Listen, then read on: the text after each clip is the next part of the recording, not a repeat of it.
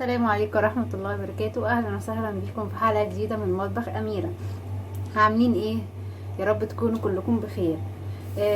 النهاردة هعمل غدا ايه؟ هعمل غدا سبانخ. السبانخ طبعا في ناس مش بتحبها، بس انا هخليهم يحبوها وياكلوها ان شاء الله.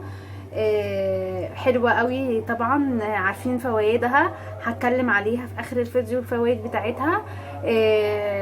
حلوة للاطفال ولينا عامة للكبار وللاطفال، حلوة. انا هعملها ان شاء الله وهتعجبكم النهارده.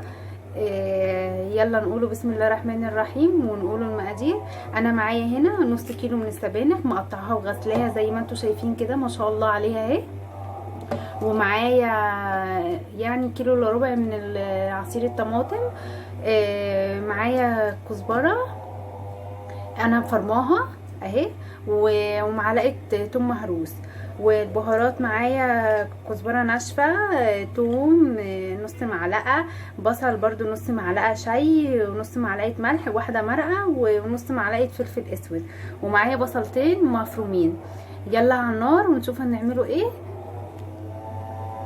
انا هنا عندي الحله بتاعتي، هنزل كده بمعلقتين من الزيت زي ما انتم شايفين، وحطيت عليهم معلقه من السمنه.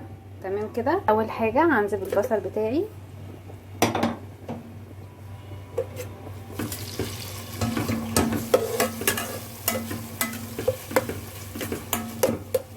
البصل بتاعي لونه يبقى ذهبي كده، وهنشوف نعمله ايه.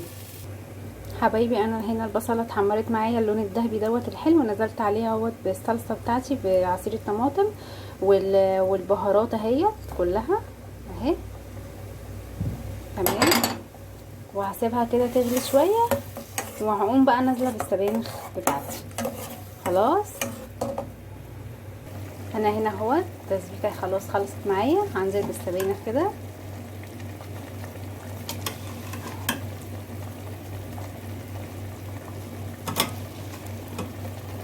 انا هنزل بكل كميه السبانخ. خلاص انا هقلبها بقى كويس كده.